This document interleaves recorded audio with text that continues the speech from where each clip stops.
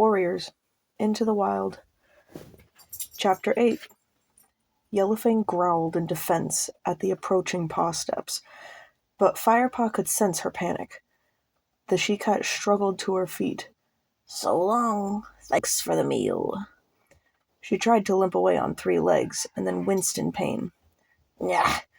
This leg's stiffened up while I've been resting. Now it was too late for her to run. Silent shadows slipped out of the trees, and in a heartbeat, the ThunderClan patrol had encircled Firepaw and Yellowfang. Firepaw recognized them. Tigerclaw, Darkstripe, Willowpelt, and Bluestar, all of them lean and hard-muscled. Firepaw smelled Yellowfang's fear at the sight of them. Greypaw followed close behind. He bounded out of the bushes and stood beside the warrior patrol. Firepaw mewed a hasty greeting to his clan, but only Greypaw returned it. Hi, Firepaw, he called out. Silence, Tigerclaw growled. Firepaw glanced at Yellowfang and groaned inwardly. He could still smell the fear scent on her, but instead of cowering in submission, the scruffy creature was glaring in defiance. Firepaw. Bluestar's question was cool and measured. What have we here? An enemy warrior, and recently fed by the smell of you both. Her eyes burned into him, and Firepaw dropped his head. She was weak and hungry, he began. And what about you? Was your hunger so bad that you had to feed yourself before you had gathered prey for your clan? Bluestar went on. I assume that you have had a very good reason for breaking the warrior code. Firepaw was not fooled by the leader's soft tone. Bluestar was furious, and rightly so. He crouched lower to the ground. Before he could speak, there was a loud hiss from Tigerclaw. Once a kitty pet, always a kitty pet. Bluestar ignored Tigerclaw and looked instead at Yellowfang. Suddenly she looked surprised. Well, well, Firepaw. It seems you have captured us a ShadowClan cat, and one I know well. You are ShadowClan's medicine cat, aren't you? She meowed to Yellowfang. What are you doing so far into ThunderClan territory? I was the ShadowClan medicine cat. Now I choose to travel alone, hissed Yellowfang. Firepaw listened, astonished. Had he heard right? Yellowfang was a ShadowClan warrior? Her filthy condition must have masked her territorial scent. He might have enjoyed tackling her more if he'd known. Yellowfang, Tigerclaw meowed mockingly. It looks like you have fallen on hard times, if you could be beaten by an apprentice. Now Darkstripe spoke. This old cat is no use to us. Let's kill her now. As for this kitty pet, he has broken the warrior code by feeding an enemy warrior. He should be punished. Keep your claws in, Darkstripe, Bluestar purred calmly. All the clans speak of Yellowfang's bravery and wisdom. It may help us to hear what she has to say. Come, we'll take her back to camp. Then we'll decide what to do with her. And with Firepaw. Can you walk? She asked Yellowfang. Or do you need help? I've still got 3 good legs. The grizzled she-cat snapped back, limping forward. Firepaw saw that Yellowfang's eyes were glazed with pain, but she seemed determined not to show any weakness. He noticed a look of respect flicker across Bluestar's face before the ThunderClan leader turned and slowly led the way through the trees. The other warriors took up positions on the other side of Yellowfang, and the patrol moved off, carefully keeping pace with their lame prisoner. Firepaw and Greypaw fell in step together at the back of the group. Have you heard of Yellowfang? Firepaw hissed to Greypaw. A bit. Apparently she was a warrior before she became a medicine cat, which is unusual. I can't imagine her as a loner, though. She's lived her whole life in ShadowClan. What's a loner? Greypaw glanced at him. A loner is a cat that isn't part of a clan or cared for by 2 legs. Tigerclaw says They're untrustworthy and selfish. They often live around two-legged dwellings, but belong to no one and catch their own food. I might end up a loner once Blue Star's finished with me, Firepaw mewed. Blue Star's very fair, Graypaw assured him. She won't throw you out. She certainly seems pleased to have such an important Shadow Clan cat as a prisoner. I'm sure she's not going to make a fuss about your feeding the poor old mange bag. But they keep moaning about prey being scarce. Oh, why did I eat that rabbit? Firepaw felt shame burn through his fur. Well, yeah, Graypaw nudged his friend. That was mouse-brained. You really broke the warrior code there. But no cat is perfect. Firepaw didn't answer, but trekked onward with a heavy heart. This was not the way he hoped his first solo task would end. As the patrol passed the sentries who guarded the camp entrance, the rest of ThunderClan came running to welcome their warriors home. Queens, kits, and elders crowded on either side. They peered curiously at Yellowfang as she was led into the camp. Some of the elders recognized the old she-cat. Word spread quickly through the clan that this was ShadowClan's medicine cat, and a steady jeering hum rose up around them. Yellowfang seemed deaf to the taunts. Firepaw couldn't help admiring the way she limped with dignity through the corridor of stares and insults. He knew she was in a great deal of pain, and hungry in spite of the rabbit he had caught for her. When the patrol reached the high rock, Blue Star nodded toward the dusty ground in front of him. Yellowfang followed the ThunderClan leader's silent command, sinking gratefully onto the earth. Still ignoring the hostile stares around her, she began licking her wounded leg. Firepaw noticed Spotted Leaf emerge from her corner.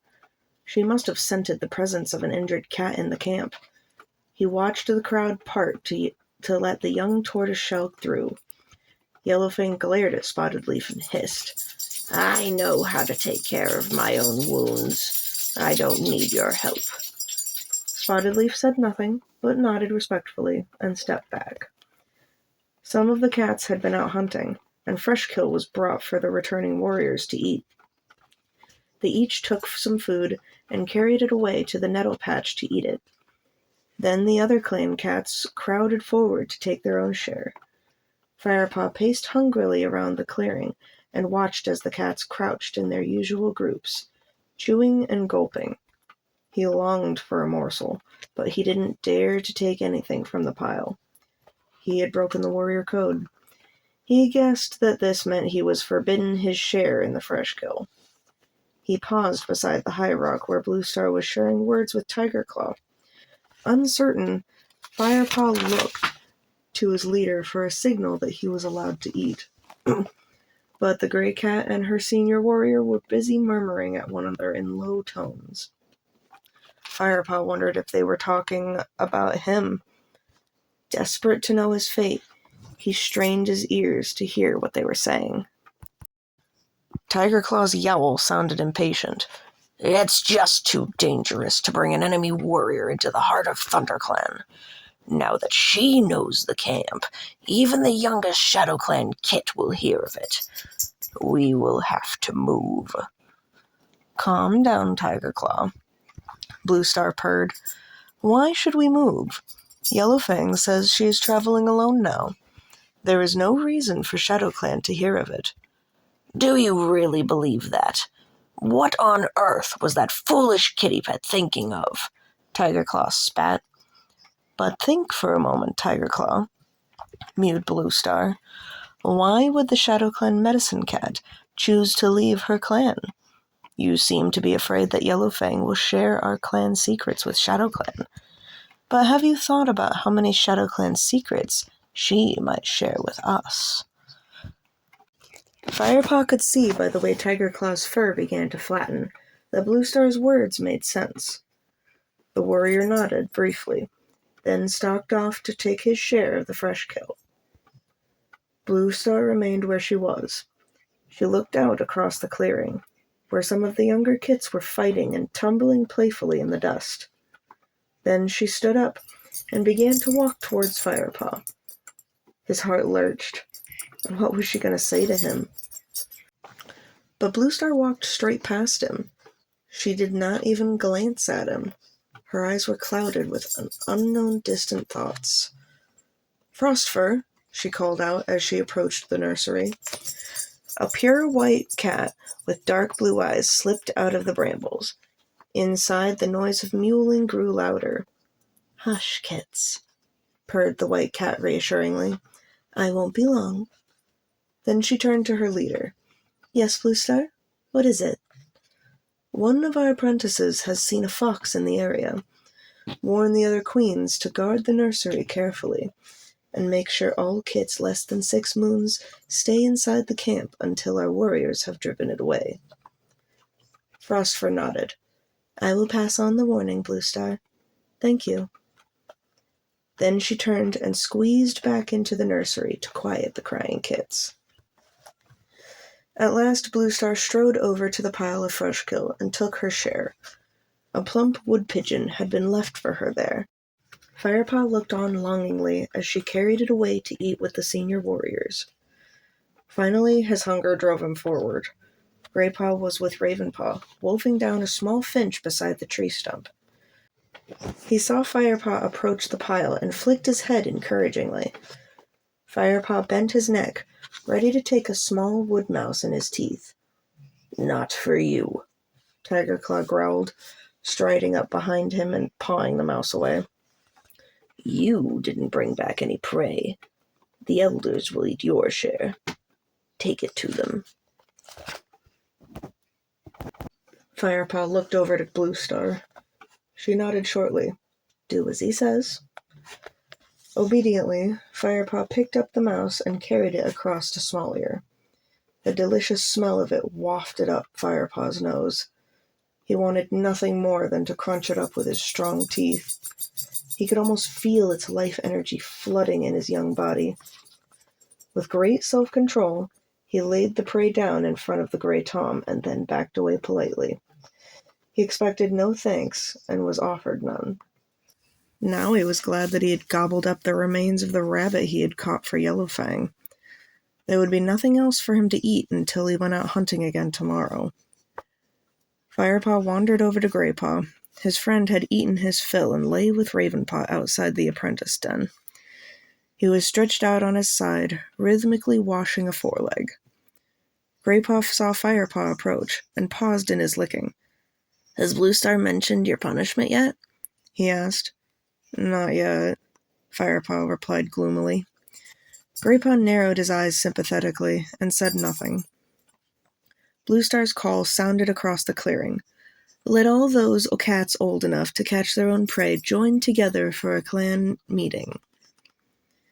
Most of the warriors had finished eating and, like Greypaw, were busy grooming themselves.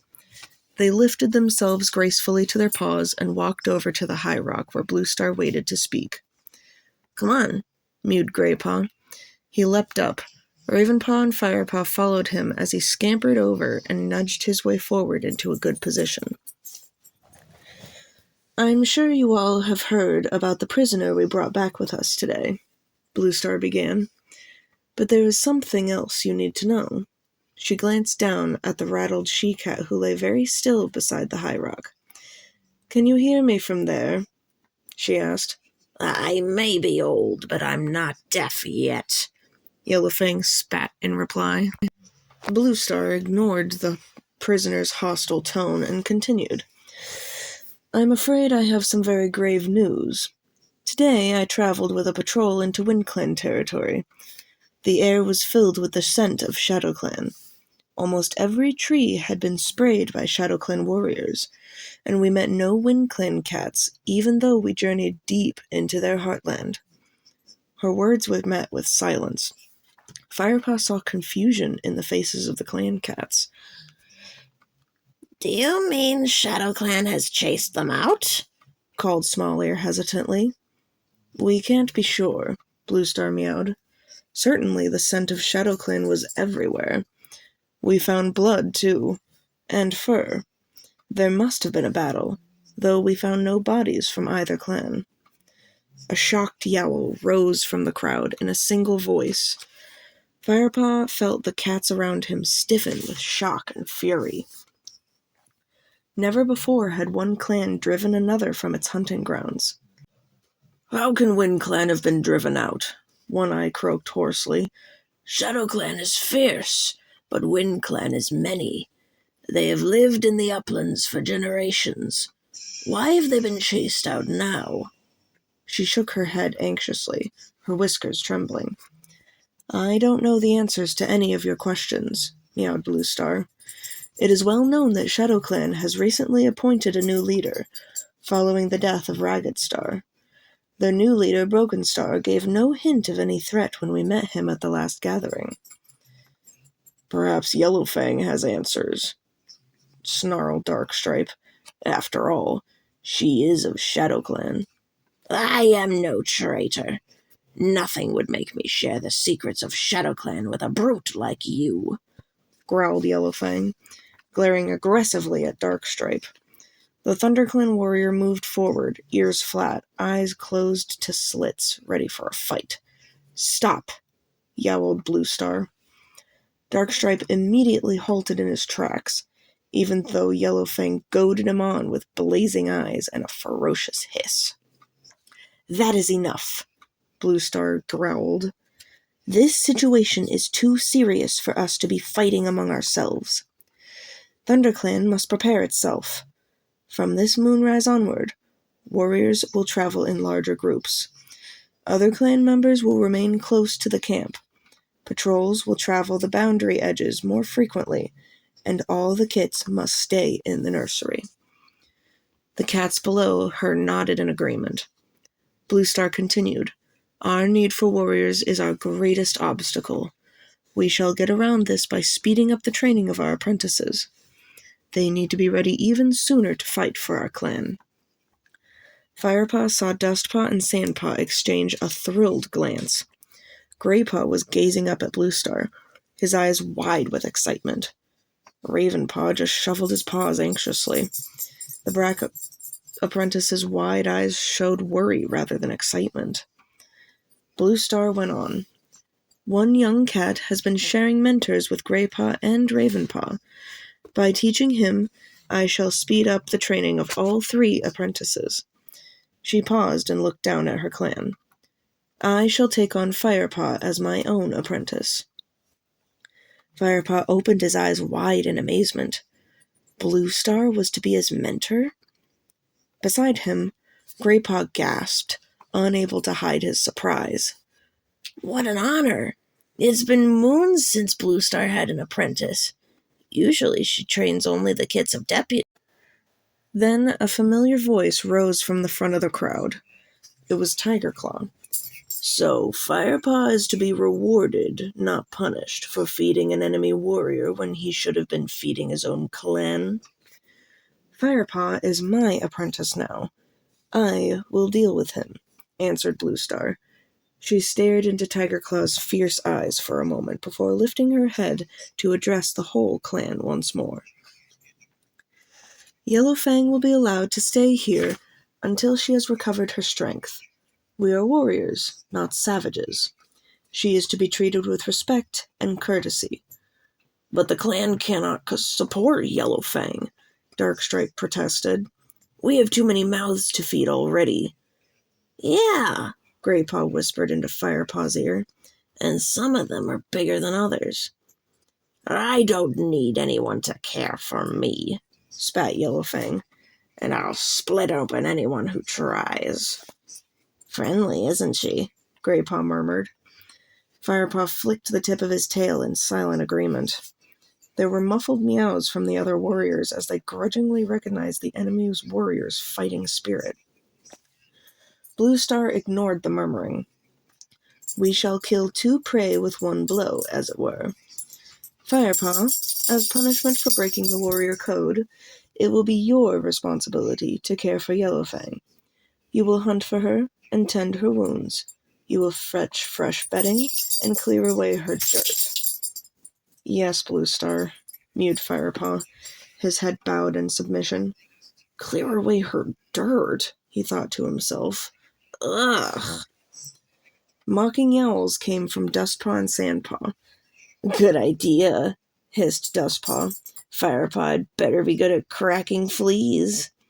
And hunting, added Sandpaw. That sack of bones is going to need feeding up. Enough, Bluestar interrupted them. I hope Firepaw will find no shame in caring for Yellowfang. She is a healer, and she is elder. For those reasons alone, he should respect her. She shot a sharp glance at Sandpaw and Dustpaw, and there is no humiliation in caring for another cat when she is unable to take care of herself. The meeting is over. I would like to speak to my senior warriors alone now. With that, she jumped down from the high rock and marched toward her den. Lionheart followed her. The other clan cats began to move away from the high rock. One or two congratulated Firepaw on being chosen as Bluestar's apprentice, while others mockingly wished him luck looking after Yellowfang. Firepaw felt so dazed by Bluestar's announcement that he just nodded blankly. Longtail padded up to him. The V-shaped nick that Firepaw had cut into the tip of his ear still showed. The young warrior drew back his whiskers into an ugly snarl. Well, I hope you'll think twice about bringing strays back into camp next time, he sneered. Like I said, outsiders always bring trouble. Hello. Thank you very much for listening to Warriors Into the Wild, Chapter 8. I know it's been a while, and thank you for your patience. I hope you liked it. If you did like it, please leave a like and subscribe. I will hopefully be able to make good on my promise from my previous videos of reading the entirety of the Warriors series. As always, if the errands do not wish me to continue, I shall stop.